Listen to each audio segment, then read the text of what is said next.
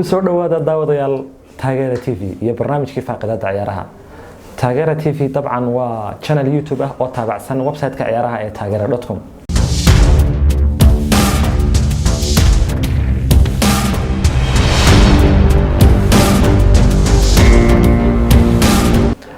toddobaadkan falanqaynta ciyaaraha waxaan ku falanqayn doonaa ciyaarta aadka loo wada sugayay ee dhex mari doonta kooxaha Manchester United iyo Liverpool. kulankan oo loo yaqaano classic-da Ingiriiska ama derbiga waqooyiga Ingiriiska. haddii aynu ka horeyno kooxda Man United kooxda sanadka ma fiicna natiijooyin fiican ma soo qadimin 9 dhibcood oo kaliya leedahay waxay ciyaartay 8 ciyaarood dabcan waxa ka dhaawaca لاعبين aad u muhiim ah oo ay kamid yihiin Paul Pogba iyo David De Gea oo ciyaartii ay la ciyaarisay Spain wadanka Sweden ku dhaawacmay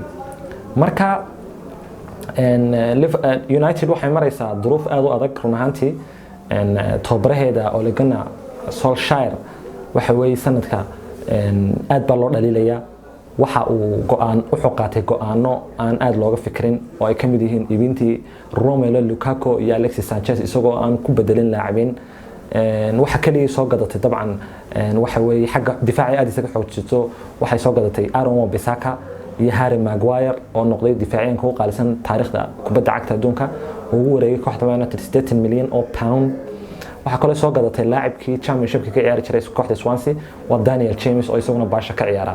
marka saddex laacib bay soo gadatay laakiin haddana waxaad moodaa United inay sidii sanadkii hore ka xumaatay waxaana sababta ugu weyn waxa weey laacibinta ka tagay ee aan bedelkoodii la keenin iyo waxa kale loo oran karaa Ole Gunnar Solskjaer oo aan soo bandhigin usluub waadixa ama falsafad kubadeed oo waadixa sida dabcan tusaalahaan oo kale Klopp iyo Jurgen iyo Guardiola walibana Klopp khaasatan sanadkiisii ugu horeeyay Liverpool natiijooyin fiican aad u ma qadimin inkastoo ay timid finalka Europa League iyo finalka Carling Cup-ka laakiin haddana waxaad ciyaartii u horeysay bay arkaysay Liverpool inkastoo difaac fiican aanay haysan oo san ciyaar kasta laga dhaliyay gool badan haddana falsafada coach-ku waadix bay ahayd oo clear bay ahayd laakiin Solskjaer muu soo bandhigin falsafad kubadeed oo waadixa Man United ma ku wanaagsana xagga position-ka iyo fursad samaynta waxa la oran karaa kaliya waxa ku wanaagsan xagga difaaca oo gool badan lagama dhalin inkastoo natiijooyin badan aan xaqiijin laakiin gool badan lagama dhalin waxa la oran karaa Harry Maguire iyo Aaron Wan-Bissaka ayaa u sababa difaaceeda quality-geeda ay hagaajisay laakiin lama oran karo tababaraha ayaa tactic difaaco maxay hayday ama uu kooxda soo bandhigay marka Man United xaalkeedu ma wanaagsan runtii taageerayaasha Man United waxa weey ciyaarihii u dambeeyay muruga ay la kulmeen haddaynu gudubno kooxda Liverpool waxay maraysaa xilli kamid ah xilligeeda ugu wanaagsan ee taariikhdeeda waxa ay 16 jeer isku xigta badisay horyaalka Premier League 8 ciyaarood maxay hayday sanadkana iyo 7 ciyaarood iyo 8 ciyaarood ka horeeyay oo sanadkii hore horyaalka Premier League marka waxa ugu harsan recordkii Man City inay jabiso ciyaarta United oo kaliya haddii ciyaarta United badiso waxa ay jabisay recordkii ay Man City dhigtay ee 17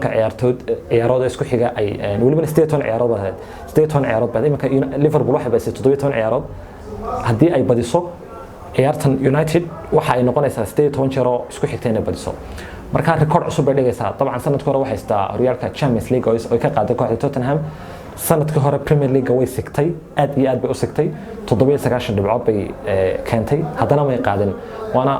waxa aan hore loo arag ma dhacda aan hore loo arag bay sanadkii hore ahayd in kooxda waxa soo dhibco keentay haddana horyaalka qaad weyday halkaasna waxa cadeynaysa in quality-ga City aad u weyn yahay run ahaantii oo labada kooxood Liverpool iyo City aad isugu dhadhow yihiin marka Liverpool sanadka waxa maraysaa xilligeedii ugu wanaagsan waxay ku hogaaminaysaa horyaalka Premier League 24 dhibcood 8 ciyaarood bay badisay waxay qaaday horyaalka waxay qaaday koobkii Super Cup-ka ka qaaday kooxda Chelsea recordayaal marka waxa la oran karaa waxay maraysaa xilligeedii ugu wanaagsaneed marka طبعا ساديو ماني بقى وقعدت لاعبين وقعدت لبدا كوخود eegno ساديو ماني oo 5 gool leh iyo maxamed salax oo 4 gool leh ayaa waqcad liverpool dhinaca united waxa ka cadad ninka ay soo iibsatay sanadka ee baasha ugu ciyaaray waa Daniel James oo 3 gool oo kaliya dhaliyay laakiin marka loo eego waxa way xagga united standardkeeda aad buu wanaagsan yahay ciyaar wanaag buu soo bandhigay baa la oran karaa waa laacibka kaliya ciyaar wanaag soo bandhigay marka liverpool xilli wanaagsan bay maraysaa united na xilli aad u xun bay maraysaa laakiin mar ciyaaraha derbiga ingiriiska ama classicada ingiriiska ee dhexmara liverpool iyo united halkaas la iska dhigaa taariikhda iyo xaaladaha kooxda xitaa hadii laacibin dhaawac oo muhiim ah kaga maqan united iyadoo sidaas tahay duruufta adag ay ku jirto haddana lama saadaalin karo oo markay timaado ciyaarta derbigu laacibkii xitaa benchka ahaa ee aan xidig ahayn ayaa wuxuu soo qadimaa boqolkiiba 300 dadaalkiisa marka waxa la saadaalinayaa in Liverpool gool fudud gaari doonto hadaynu tusaalahaan oo kale Liverpool kumay badin 5 sano u dambeeyay garoonka Old Trafford ciyaarta Old Trafford bay ka dhici doontaa garoonka Manchester waxa ugu dambeysay xilligii ugu dambeysay ku badisay garoonka Old Trafford waxa 2014 markii uu joogay Luis Suarez waxaan xasuusnaa labadii gool ee rikoodhaha uu dhaliyay Steven Gerrard goolka saddexaad waxa dhaliyay dabcan Luis Suarez marka ciyaarihii ugu dambeeyay Liverpool ay soo booqato garoonka Old Trafford ma wanaagsana oo dabcan garoonkuna uu helinaya kooxda United taariikh ahaan hadaynu eegno labada kooxood waxay sarkeen 230 ciyaarood marka la isku daro dawriyaadka oo dhan Liverpool waxay badisay 68 ciyaarood xagga United ay ka badisay 76 ciyaarood 66 jeerna way baraajeen marka labada kooxood waa laba kooxood oo aad isugu taariikh dhow United waxay haystaa horyaalka Premier League 20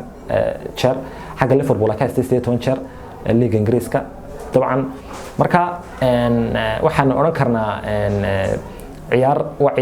xagga marka la eego daruufaha labada kooxood Liverpool ba sareysa laakiin marka ay ciyaarta dabcan United-na dhaawacyo waxa kaga maqan laacibin muhiim ah laakiin markay timaado ciyaartu natiijada ka duwan baad iman kartaa haday badiso Liverpool haday barato Man United aniga shakhsiyan ay noqon mayso surprise haday baraajiso United iyada qudeedu haday baraajiso xitaa United qudeedu iyaduna surprise maaha dabcan waxa la filnayaa inay Liverpool si sahal ku badi doonto laakiin marka aynu eegno taariikhda kulanka labada kooxood aynu eegno iyo duruuftii ku xirnaa jirtay waxaan oran karnaa waxay noqon kartaa ciyaar aad iyo aad isugu dhow dabcan Liverpool baa la saadaalnaa inay badiso laakiin haddii United natiijo fiican soo qadintana wax la yaab la keenayso tani waxay ahayd xalqad gaar ah oo aynu ku falanqeynaynay kulanka dhexmara doona kooxaha Liverpool iyo United ee axadda qabsoomi doona tan iyo intaynu barnaamij kale oo tan kan lamid ah isku arki doono waxaan idinkaga tegaynaa sida ay nabadgeliyo fadlan ha nagala bakhaylina like-ta subscribe-ta share-ta waxaan rajeynayaa inay xalqadan idin cajabiso assalaamu calaykum waraxmatullaahi wabarakaatuh